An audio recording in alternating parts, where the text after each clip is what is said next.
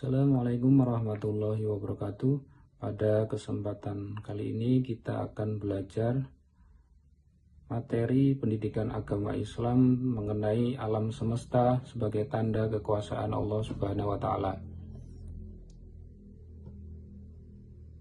Tujuan pembelajaran untuk materi ini adalah melalui pembelajaran tutor sebaya, peserta didik dapat membaca Quran Surah Al-Anbiya ayat 30, kemudian Quran Surah Al-A'raf ayat 54, sesuai kaidah ilmu tajwid khususnya hukum bacaan gunah.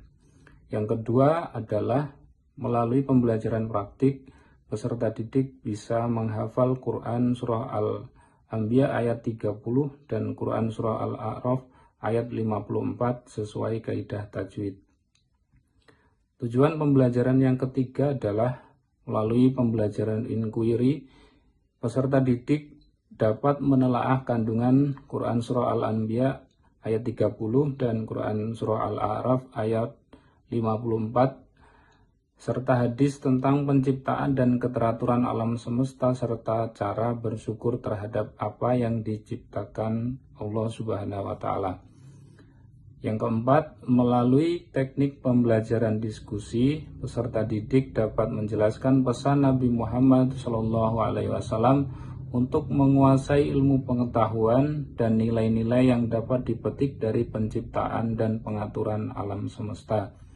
Yang terakhir adalah melalui pembelajaran berbasis produk, peserta didik dapat membuat karya teks doa pada pleno berisi rasa syukur atas penciptaan alam semesta yang indah dengan benar. Quran Surah Al-Anbiya ayat 30.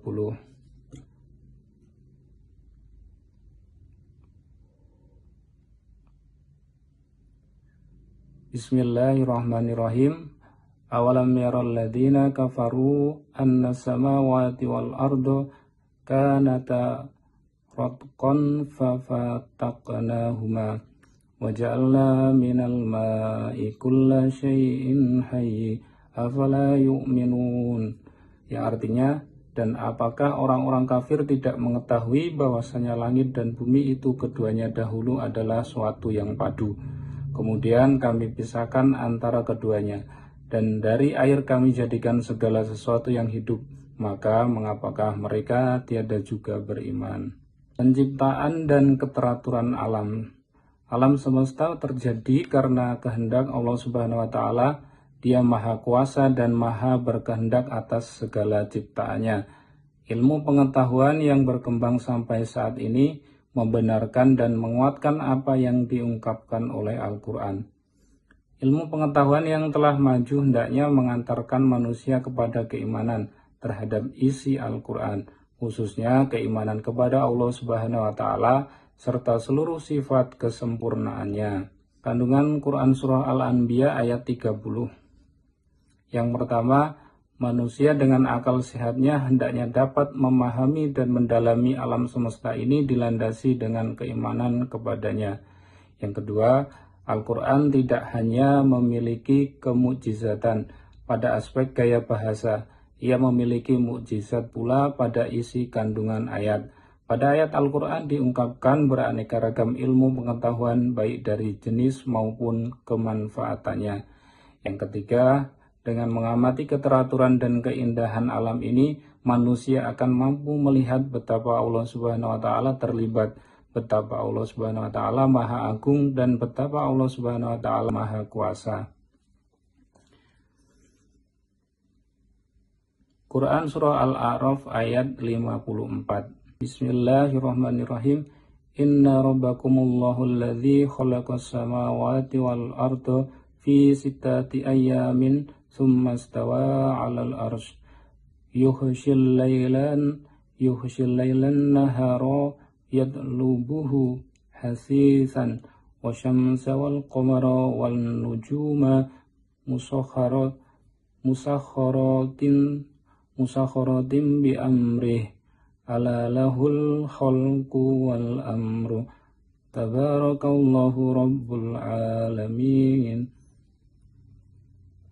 Yang artinya, sungguh Tuhanmu adalah Allah yang menciptakan langit dan bumi, dalam 6 masa, lalu dia bersemayam di atas ars.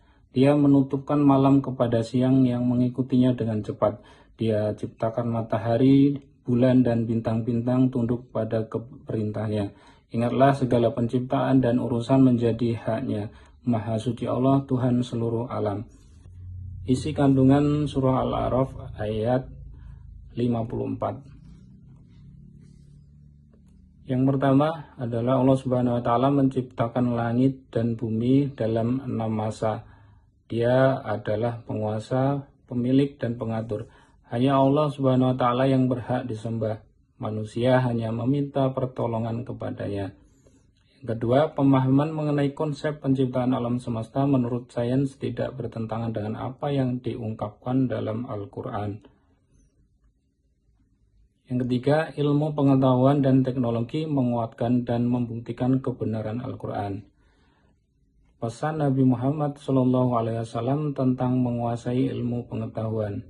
Dari Anas bin Malik radhiyallahu anha, Nabi Muhammad SAW bersabda, menuntut ilmu itu kewajiban bagi setiap muslim. Hadis riwayat Ibnu Majah.